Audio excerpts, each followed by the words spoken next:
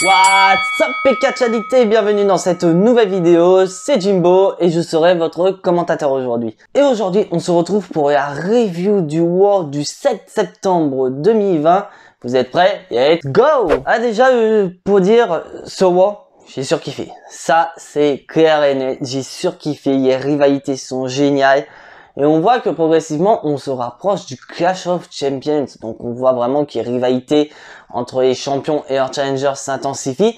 Et notamment pour une, je peux vous dire que ça va être très génial. Donc le show commence donc bien sûr avec notre challenger numéro 1 au titre de la WWE, la vipère Randy Orton.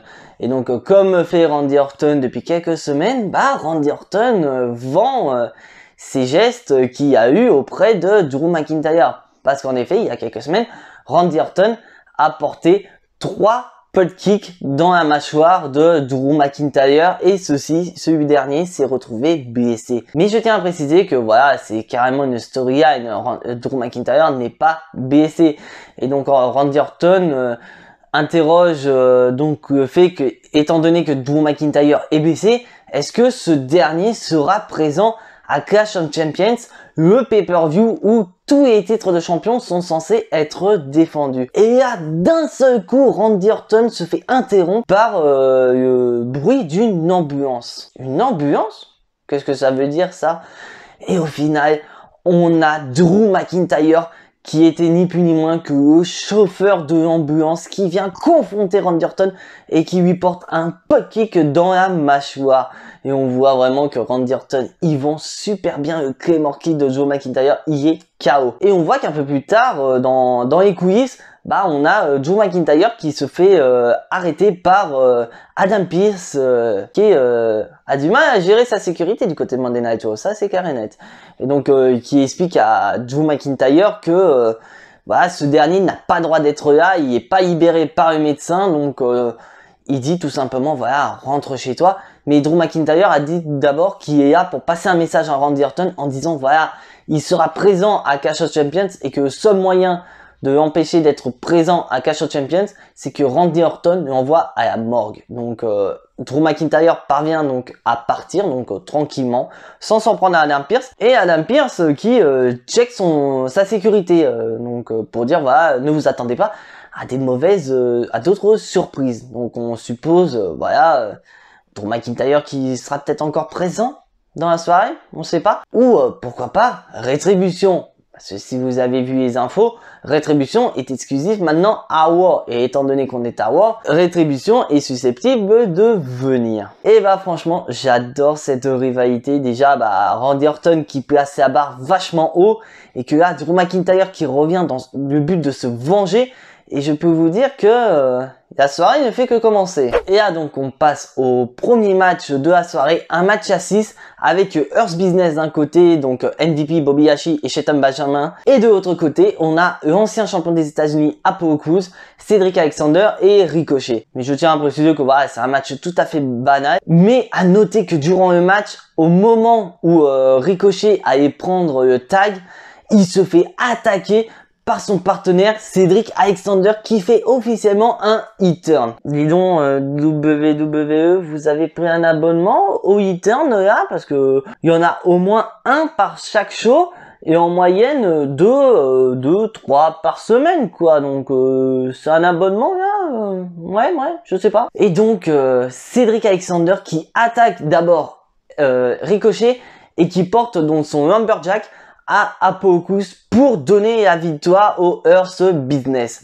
Donc c'est officiel, Cedric Alexander devient membre du Earth Business. Il quitte l'arène avec MVP, Bobby Lashley et Shelton Benjamin.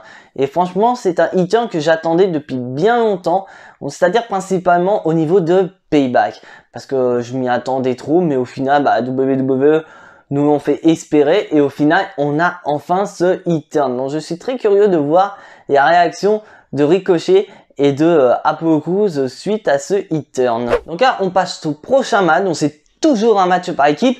Les champions par équipe de War et Street Profits affrontent Andrade et Angel Garza. Franchement, je commence à en avoir marre. C'est toujours le même match depuis plusieurs semaines. Donc WWE renouvelé quand même. Et à noter que voilà, durant le match, on a une discorde entre Andrade et Angel Garza, ce qui entraîne donc le départ d'Angel Garza qui abandonne son coéquipier, qui envoie donc en pâture aux Street Profits. Et donc à noter, voilà, victoire des Street Profits, mais c'est surtout l'après-match qui est intéressant, car au moment où Angel Garza remonte à rampe, on a la musique de Cesaro. What? Cesaro, il est pas censé être à SmackDown? C'est quoi ce délire? Et bah, on a Cesaro, et juste après, on a Shinsuke Nakamura, nos champions par équipe de SmackDown. Mais WWE, c'est quoi ça? C'est au retour du Brain Extension, un truc qu'on voyait plus depuis des mois en gros, c'est-à-dire que les superstars de Raw et de SmackDown peuvent s'inviter dans les autres shows. Fallait dire que c'était revenu. Et donc on a les champions par équipe de SmackDown d'un côté, les champions par équipe de Raw de l'autre, et on a Shinsuke Nakamura et Cesaro qui challenge les Street Profits la semaine prochaine dans un Champion vs Champion match. Bon, bien sûr, les titres ne sont en aucun cas remis en jeu la semaine prochaine. Et donc, on a les Street Profits qui acceptent le challenge. Donc, c'est officiel. On aura les Street Profits, Cesaro et Shinsuke Nakamura la semaine prochaine. Pour moi, personnellement, je vois gros comme une maison une potentielle réunification des titres par équipe de Raw et de SmackDown. Donc, dites-moi en commentaire ce que vous en pensez parce que ça m'intéresse. Et pour moi, personnellement, c'est ce qu'on attend à Clash of Champions, parce que je ne vois pas WWE créer une rivalité entre les deux équipes s'il n'y a pas quelque chose à côté. Ils auraient très bien pu recréer une rivalité du côté de Raw et du côté de SmackDown, mais je ne vous cache pas, la division par équipe c'est de la merde, ça c'est clair et net. On a certes d'un côté les Street Profits qui sont super avec notamment Montez Ford, mais du côté de SmackDown, bon, on a Shinsuke Nakamura et Cesaro, bon c'est bien pour eux, mais en termes de challenger, bah il n'y a pas grand chose. On le voit du côté de Raw. C'est Andrade et Angel Garza qui n'arrêtent pas d'affronter les Street Profits depuis plusieurs semaines. Et du côté de SmackDown, bah on n'a plus le New Day, on n'a plus les Uso, bah on n'a plus qu'à Lucha House Party. Parce que Miz et Morrison sont en rivalité avec Heavy Machinery. Donc au final, du côté par équipe, bah c'est fermé quoi. Donc je suis curieux de voir ça et je pense que la WWE nous tease voilà, ce match à Clash of Champions, sachant que voilà, tous les titres sont remis en jeu. Donc pourquoi pas, titre par équipe de Raw, titre de SmackDown, un winner take-home match, hop, on aura une réunification. Je suis curieux de voir ça. On passe au premier match féminin de la soirée. On a Peyton Royce contre BK. Et je tiens à rappeler que pour tous ceux qui n'ont pas vu Raw la semaine dernière, on avait un match par équipe entre le Riot Squad et Iconics. Et l'équipe gagnante devenait challengeuse numéro 1 au titre par équipe de Nia Jax et Shayna Baszler, tandis que la deuxième était dissoute. Donc au final, les Iconics ont perdu le match, donc elles se sont dissoutes. Et donc premier match en solo pour une comme pour l'autre. Et à noter que BK se fait surnommer la femme fatale. Donc vous verrez sur la rampe d'entrée, c'est même écrit en français. Mais voilà, le match, on voyait clairement que c'était dans le but de mettre Peyton Royce en avant, parce que ça a été expliqué pourquoi les Iconics ont été séparés. C'est parce que Vince McMahon veut mettre Peyton Royce en avant, donc ils n'allaient pas séparer les Iconics pour faire gagner BK, alors que l'objectif c'est de mettre Peyton Royce en avant. Mais on voit qu'à la fin du match, les Iconics se sont séparés en bons termes, parce que après elles se font un câlin. What? Un câlin. Je m'attendais à un e-turn. Je peux pas dire il y a qu'à des deux, mais je m'attendais à un e-turn, voir peut-être plus BK, voir pourquoi pas BK au moment où Peyton Royce aide à se relever, pourquoi pas BK, voilà, en mauvaise perdant, bam, elle se met à attaquer Peyton Royce. Je sais pas, mais je suis assez curieux de voir le push qui est censé avoir Peyton Royce et comment BK va être utilisé derrière. Est-ce que BK va être mis de côté pour permettre à Peyton Royce d'être pushé et pourquoi pas challenger Asuka plus tard pour le titre de Raw. Je suis curieux de voir ça. Et on se retrouve dans le ring avec Chari Caruso accompagné de la famille Mysterio. Mais vraiment, quand on parle de famille, on a le papa, on a la maman, on a le fils et la fille. Et donc, il nous parle grosso modo, voilà, déjà d'une de la blessure de Rey Mysterio, parce que pour ceux qui ne savent pas, Rey Mysterio, lors de Payback CBC, il a subi une déchirure du triceps. Mais je vous rassure, c'est une déchirure pas complète, donc c'est-à-dire que Rey Mysterio n'a pas besoin d'une opération et puis que sa durée d'inactivité sera moins longue. Donc Rey Mysterio nous précise voilà qu'il ne dit pas, mais il nous fait vraiment un petit speech en disant voilà qu'il est fier de Dominic, que voilà ce soir il va affronter Murphy et qu'au final bah il va venger toute la famille. Mais on voit que durant l'interview, on a Murphy qui est donc sur écran géant et qui envoie la faute à la famille Mysterio du fait que voilà bah maintenant Seth Rollins n'a plus confiance en lui, il y a viré et donc lui maintenant il veut qu'une chose, c'est d'obtenir le pardon de son Messie et pour obtenir ce pardon il doit détruire la famille Mysterio. Donc il défie Dominic dans un street fight et donc au final bah Dominic accepte le challenge. Donc on aura en main event de ce soir Dominic Mysterio contre Murphy dans un street fight et Murphy donc invite la famille Mysterio à être aux abords du ring pour voir Murphy démolir Dominic et franchement ça teasait un très bon match. Donc là on passe à un match tag team féminin entre Mickie James et Asuka contre Natalya et Lana. Et à noter que juste avant ça a été annoncé la semaine prochaine Asuka défendra son titre de Raw face à Mickie James. Donc là bon le match on voit bien que c'était vraiment pour mettre la discorde entre Mickie James et Asuka parce qu'on le voit souvent dans des matchs comme ça, voilà la championne et sa challengeuse qui sont en équipe, bah il y a souvent des petites discordes, une veut prouver à l'autre qu'elle est meilleure, etc. C'est ce qu'on a eu dans le match, voilà, donc victoire de Mickie James et d'Asuka. Donc bah moi personnellement je vais pronostiquer Asuka toujours championne la semaine prochaine, mais dans une victoire qui est quand même pas clean. Donc je vois potentiellement une intervention de Natalya et de Lana qui fera en sorte que le match ne soit pas gagné clean pour qu'on puisse avoir la revanche à Clash of Champions. Donc personnellement voilà c'est ce que je prédis, mais pour moi voilà cette rivalité ça se voit clair comme de l'eau de roche que c'est un dernier push à Mickie James parce que voilà Mickie James voilà elle est revenue, donc c'est juste peut-être pour lui donner son dernier moment de gloire, sachant que voilà, j'ai eu un petit moment de nostalgie où j'ai revu les archives de la WWE, où je me souviens à l'époque où Mickie James est revenu à NXT pour affronter Asuka qui était championne de NXT, donc il lui avait fait revenir quand même après plusieurs années. Donc pourquoi pas faire terminer la carrière de Mickie James par celle qui lui a fait revenir à la WWE il y a quelques années, et il s'agit de Asuka. Bon. Bah là on passe sur un épisode du VIP Henge, et VIP Henge un peu spécial parce qu'en effet c'est l'intronisation de Cedric Alexander dans le Earth Business et on voit que MVP et Bobby Lashley eux ils sont super contents, mais il y en a un qui reste quand même vigilant, il s'agit de Shelton Benjamin parce qu'en effet en coulisses MVP est en train de chauffer Cedric Alexander en lui disant voilà est-ce que tu es prêt à le faire durant le VIP Henge, c'est-à-dire à accepter Earth Business. Mais on voit que Shelton Benjamin met Cedric Alexander en garde en disant voilà si jamais tu veux trahir Earth Business, tiens-toi prêt à assumer les conséquences de tes actes. Et donc au final bah, MVP demande à Cedric Alexander pourquoi ce retournement de situation. Après plusieurs semaines de propositions de MVP, il décide de rejoindre le Earth Business. Et donc bah au final bah Cedric Alexander explique que voilà il veut être avec des gens avec qui il apprend plutôt d'être avec des gens où il se fait casser la gueule toutes les semaines. Et voilà, il commence déjà à démolir Ricochet, mais il démolit encore plus Apollo Crews en disant que voilà, bah, il a sacrifié sa carrière, il a sacrifié son corps pour Apollo Crews, mais au final, en récompense, bah, Ricochet n'a rien obtenu, même pas un match de championnat pour le titre des États-Unis.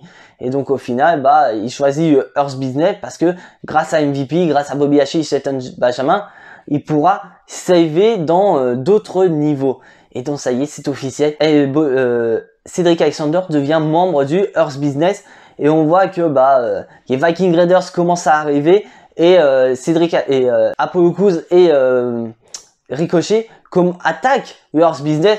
Donc on passe au prochain match de la soirée. Donc c'est un match à 8 entre le nouveau Earth Business, donc avec Cedric Alexander, contre Ricochet, Apollo Crews et les Viking Raiders. J'en ai marre. Et franchement, c'est la partie que j'ai le moins aimé. Parce que voir le Earth Business, mais tellement présent, j'ai pas du tout aimé. J'aurais tellement voulu qu'il nous laisse le VIP Henge et le match qu'on a eu là pour la semaine prochaine. Au moins, ça nous aurait teasé un petit peu plus. Pourquoi Cedric Alexander a décidé de trahir Ricochet, de trahir Apollo Crews? Parce que bah, franchement, c'est répétitif quoi. Et à noter que durant le match, donc vous allez voir juste ici, et bah... Ivar fait un tempête suicida pour attaquer donc tous ceux qui sont à l'extérieur. Mais durant ce tempête suicida, Ivar se blesse. Comment on le sait? Quand vous voyez un catcheur faire ceci ou même un arbitre, c'est qu'il est blessé. C'est pas une blessure scénarisée, c'est une réelle blessure. Et donc on apprend un peu plus tard que Ivar s'est effectivement blessé lors de ce Tempest Suicida. Et donc voilà, ça a noté voilà une nouvelle victoire du Horse Business. Et principalement, c'est Cédric Alexander qui donne la victoire contre Ricochet. Donc on voit vraiment que le turn de Cédric Alexander est confirmé, voilà, il fait tomber sur ses amis. Et à noter que Cédric Alexander a changé de tenue entre deux, parce que au début il y avait un pantalon violet et noir, là il est passé au noir et or. Sacré changement de caractère de la part de Cédric Alexander. Mais voilà, ils auraient dû attendre la semaine prochaine pour nous faire tout ça, et franchement c'est pour moi le flop total de la soirée. Et donc on passe au prochain match de la soirée, on a Randy Orton contre Kishi. Match tout à fait correct où voilà, Randy Orton tente de passer ses RKO, Kishi parvient à le contrer, Orton qui résiste à un powerbomb de Kishi, et Randy Orton parvient à porter son RKO sur Kishi, mais ce dernier n'a pas le temps d'en profiter, il se prend un deuxième Claymore Kick dans la gueule de la part de Drew McIntyre. Donc je dis dans la gueule parce que là il a vraiment pris cher, et à noter que Drew McIntyre est encore présent, parce que durant la soirée, donc Drew McIntyre a été vu par Adam Pearce déjà dans un premier temps, où il dit voilà, j'ai oublié mon téléphone dans l'ambulance, et il revient un peu plus tard où Charlie Garroso lui dit mais qu'est-ce qu'il fait encore là, et en fait Drew McIntyre nous dit tout simplement voilà qu'il s'est gouré de téléphone dans l'ambulance. Donc entre nous, Drew, c'était un prétexte, voilà, tu voulais être là pour pouvoir prendre Randy Orton par surprise.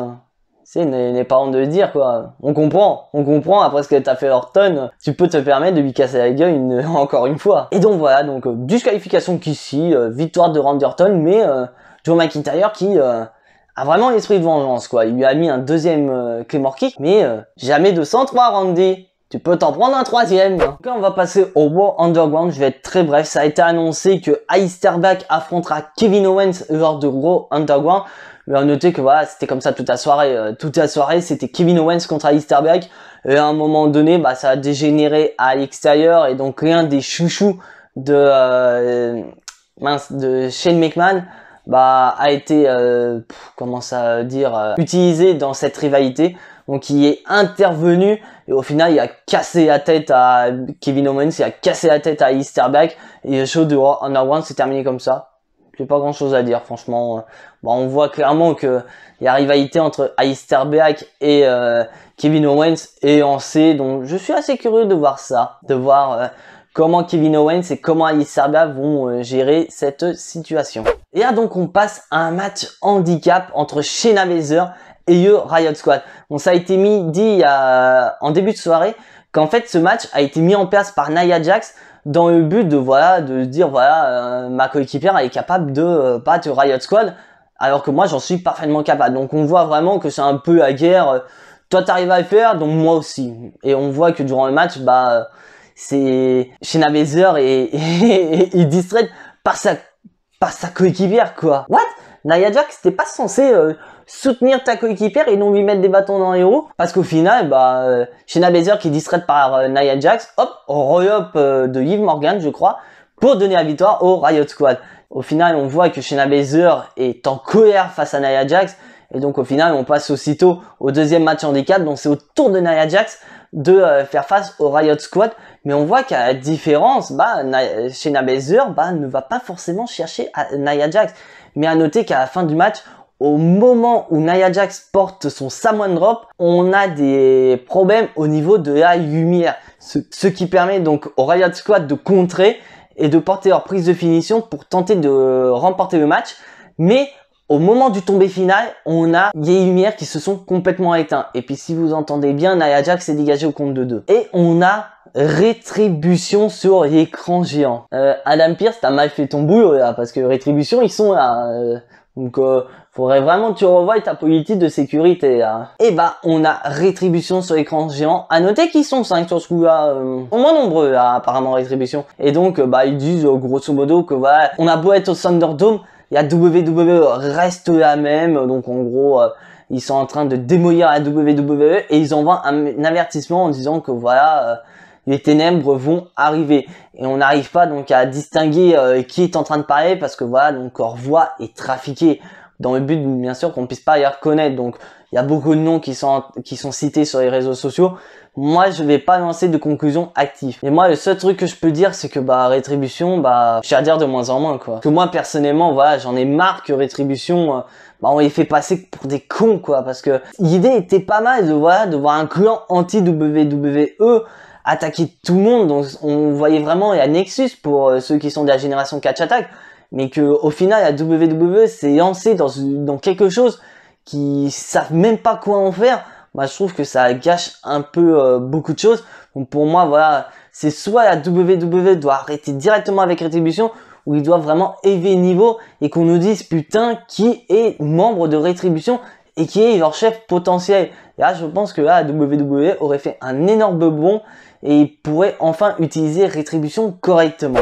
Et donc là, on repart en quiz avec Randy Orton, donc qui prépare ses affaires pour partir. Mais à noter que juste avant, Randy Orton s'est confronté à Adam Pearce et Adam Pearce avait confirmé que Drew McIntyre avait quitté l'arène, mais Randy Orton avait dit à Adam Pearce que ta parole elle vaut que dalle, donc il est resté sur ses gardes. Et il a eu raison parce que Randy Orton a voulu partir, donc il se fait interviewer et il se fait attaquer une troisième fois par Drew McIntyre et Drew McIntyre parvient à lui porter le troisième Claymore Kick dans sa mâchoire. Donc il a totalement défoncé Randy Orton. Il a obtenu sa vengeance.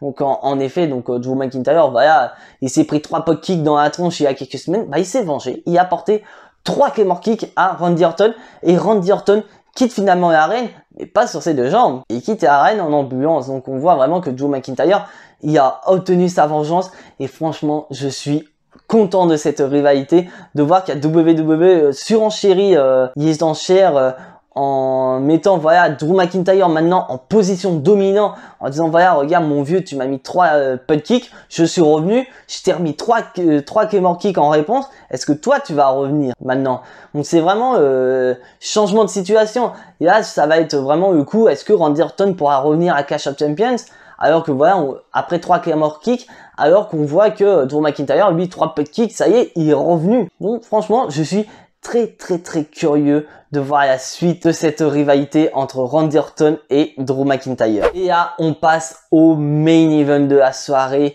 Dominic Mysterio, donc accompagné de toute sa famille, face à Murphy. Murphy qui est en quête de rédemption pour obtenir le pardon de son Messiah. Et à noter, c'était un excellent street fight où on voit vraiment des spots, mais des vrais pépites. Où on voit, sur la photo, on voit bien, par exemple, Dominic qui monte au niveau des écrans du Thunderdome et qui porte un crossbody, mais énorme sur Murphy. Franchement, j'ai bien aimé. Ou encore, un autre spot où on voit Murphy qui sort une table, mais que Dominic fait glisse. Donc entre le sol du ring et la première corde, et il fait une sorte de Subzen Flip Powerbomb pour faire passer Murphy à travers la table. Franchement, j'ai surkiffé. Mais aussi du côté Murphy, parce qu'on voit aussi que Murphy, à un moment donné, a voulu sacrifier Dominic en utilisant les escaliers en acier, tout comme Seth Rollins a fait il y a quelques mois avec Rey Mysterio, ou encore Murphy a fait à Aleister Black. Et à noter qu'à un moment donné, Murphy a réussi à positionner Dominic en position de Andre the Giant style, donc c'est-à-dire en le coinçant avec la 2e et la 3e corde. Mais à un moment donné, Rey Mysterio a chopé un kendo stick à Murphy. Donc Murphy a été distrait, ce qui a permis donc à la famille de Dominic, donc à sa maman et à sa sœur, donc de dégager pour faire le spot donc du powerbomb. Et on voit qu'après, c'est le coup d'arroseur arrosé. On a Dominic qui positionne donc Murphy en Andre the Giant style. Et on voit la vengeance totale de la famille Mysterio.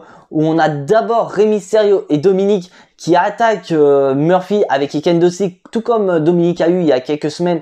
Où d'un côté, c'est Dominic qui attaque sur le torse de Murphy. Et Rey Mysterio qui attaque le dos de Murphy.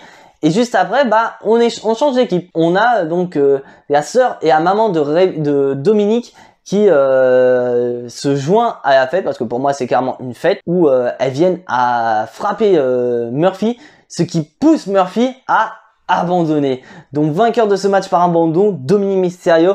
Et le show se termine où la famille Mysterio n'a pas fini. Ils sont toujours en train de donner des coups de kendo stick à Murphy. Et on voit qu'à un moment donné, Rey Mysterio se met à regarder la caméra comme ceci en disant voilà Seth, t'as vu ce que je fais à ton disciple, maintenant c'est l'heure de la vengeance. Et donc on voit bien que c'est vraiment l'esprit de vengeance. On voit vraiment toute la haine de la famille Mysterio cumulée depuis des mois, donc depuis le lendemain de Money in the Bank où Seth Rollins a attaqué Rey Mysterio et lui a blessé à l'œil, jusqu'à maintenant. Là franchement c'est génial, on pouvait pas faire meilleur main event que celui-là. Et puis toujours Dominique, on voit bien que il y a du sang de Mysterio qui coule dans ses veines, parce que je suis désolé, il est pris ce qu'il fait, les prises de risque qu'il prend, c'est digne d'un Mysterio. Donc voilà, cette review de Raw est terminée. Je vous rappelle que vous avez toujours mon concours de cartes Sermatax qui est toujours d'actualité. Donc n'oubliez pas, vous avez jusqu'à jeudi, donc 10 septembre, pour valider votre candidature. Passez ce délai, ce sera terminé. Je vous ferai une vidéo jeudi pour le tirage au sort de ce concours. Mais en attendant, si vous n'êtes pas abonné à la chaîne, abonnez-vous, activez la petite cloche pour être notifié des prochaines vidéos à venir. Et surtout, lâchez le petit pouce bleu qui fait plaisir à la chaîne. Et puis surtout, soyez fiers d'être fan de catch. Et on se retrouve jeudi pour un nouvel épisode. Et c'était Jimbo. Et en attendant, je vous fais des bisous. À la prochaine.